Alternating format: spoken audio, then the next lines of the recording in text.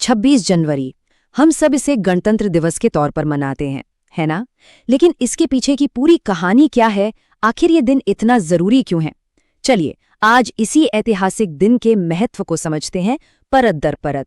तो सवाल सीधा सा है, आज़ादी तो मिली 15 अगस्त को, तो फिर 26 जनवरी का इतना बड़ा जश्न क्यों मनाया जाता है? आखिर इस तारीख में ऐसा क्या खास है कि ये 15 अगस्त जितनी ही अहम हो जाती है? चलिए पता लगाते हैं।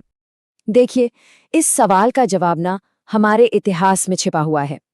सोचिए, सदियों की गुलामी के बाद हर एक हिंदुस्तानी के दिल में बस एक ही सपना था कि अपने देश में, अपनी मिट्टी पर आज़ादी की सांस ली जाए। और इस सपने को सच करने के लिए ना एक बहुत लंबा और बहुत मुश्किल संघर्ष शुरू हुआ।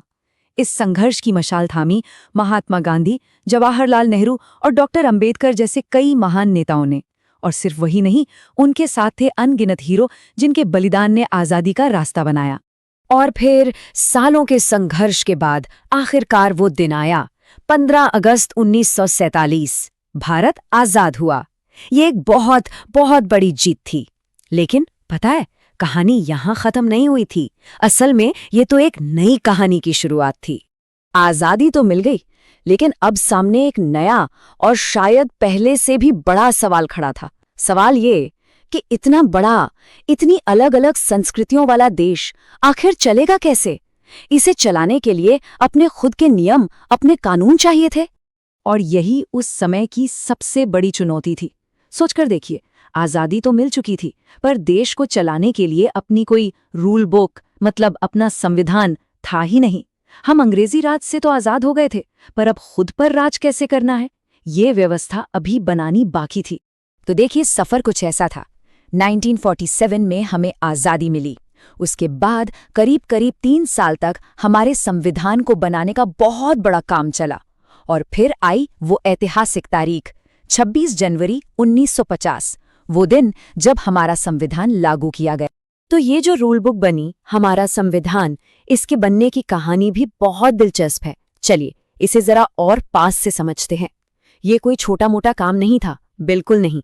एक ऐसा कानून बनाना था जो भारत के हर नागरिक, हर धर्म, हर इलाके की उम्मीदों को पूरा कर सके। इस बहुत बड़े काम की जिम्मेदारी दी गई संविधान सभा को, और इसकी जो ड्राफ्टिंग कमेटी थी, उसके अध्यक्ष थे डॉक्टर भीमराव अंबेडकर। उन्हीं की सूझबूझ और दूर की सोच ने हमारे संविधान को वो मजबूत शक्ल दी जो आज है। 2 साल, 11 महीने और 18 दिन।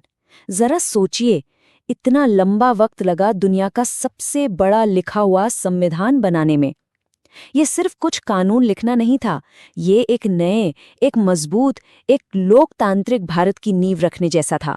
एक ऐसा भारत जहां सब बराबर हों। तो इतनी जो मेहनत हुई, इसका नतीजा एक ऐसे दिन के रूप में सामने आया जिसने हमेशा के लिए भारत की किस्मत बदल दी। ये वो दिन था जब ताकत, असली ताकत देश के लोगों के हाथ में आई। और वो दिन था 26 जनवरी 1950। पर एक मिनट, यही तारीख क्यों? इसके पीछे भी एक खास वजह है। असल में ठीक इसी दिन 1930 में कांग्रेस में पहली बार पूर्ण स्वराज यानी पूरी तरह से आज़ादी का ऐलान किया था। तो उसी ऐतिहासिक दिन को सम्मान देने के लिए हमारे नेताओं ने 26 जनवरी को ही संविधान लागू करने के लिए चुना। कमाल है। और इसी दिन हमारा देश भारत एक गणराज्य बना, एक रिपब्लिक। अब गणराज्य का मतलब क्या होता है? इसका सीधा सा मतलब है एक ऐसा देश जिसे कोई राजा रानी नहीं चलाते, बल्कि वो लोग चलाते हैं जिन्हें जनता खुद चुनती है। यानी देश की सबसे बड़ी ताकत वो बन गई जनता। तो चलिए अब अपने पहले सवाल पर लौटते हैं। 15 अगस्त और 26 जनवरी में फर्क क्या है?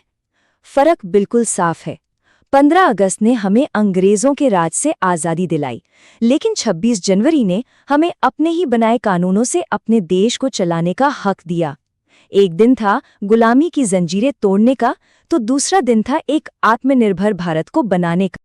और बस इसी गर्व और आत्मसम्मान से भरे दिन को याद करने के लिए हर साल हम सब मिलकर इसे एक बहुत बड़े राष्ट्रीय त्योहार की तरह मनाते हैं।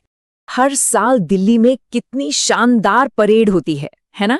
तिरंगा फहराया जाता है और इस दिन हम पूरी दुनिया को अपनी सैन्य ताकत दिखाते हैं, अपनी टेक्नोलॉजी दिखाते हैं और साथ ही अपने देश की खूबसूरत रंग-बिरंगी संस्कृति की झलक भी पेश करते हैं।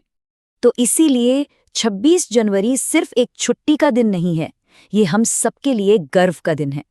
ये हमें याद दिलाता है हमारे उन नेताओं की जिन्होंने देश बनाया, ये हमें याद दिलाता है हमारे संविधान की अच्छी बातों की, और ये हमें याद दिलाता है उस ताकत की जो एक नागरिक होने के नाते हमें मिली है।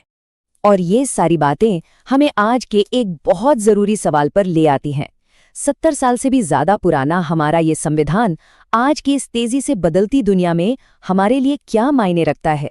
हमारी रोज़ की ज़िंदगी पर इसका क्या असर होता है? ये एक ऐसा सवाल है जिस पर हम सब